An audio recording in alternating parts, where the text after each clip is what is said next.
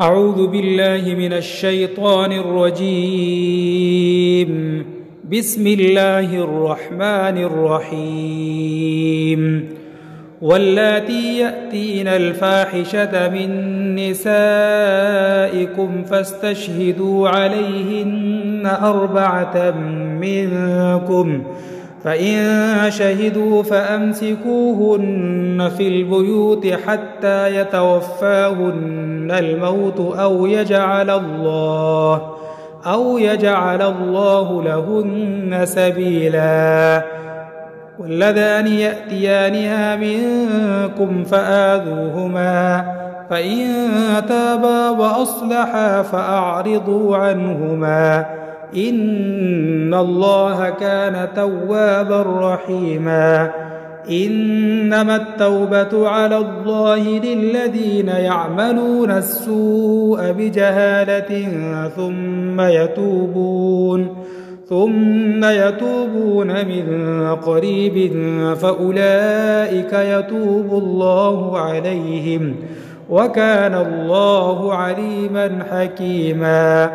وليست التوبة للذين يعملون السيئات حتى إذا حضر أحدهم الموت قال إني تبت الآن، ولا الذين يموتون وهم كفار، أولئك أعتدنا لهم عذابا أليما.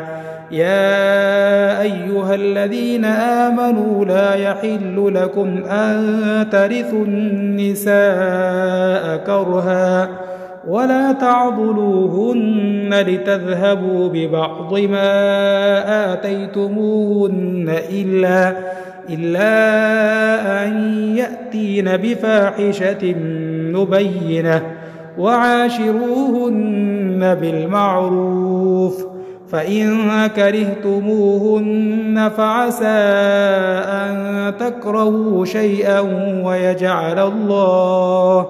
ويجعل الله فيه خيرا كثيرا. وإن أردتم استبدال زوج مكان زوج وآتيتم إحداهن قنطارا فلا تأخذوا منه شيئا، أتأخذونه بهتانا وإثما مبينا. وكيف تأخذونه وقد أفضى بعضكم إلى بعض وأخذن منكم ميثاقا غليظا.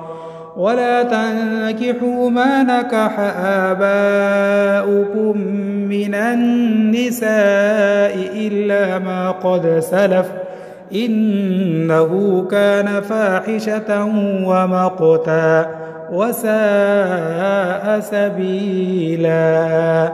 صدق الله العظيم.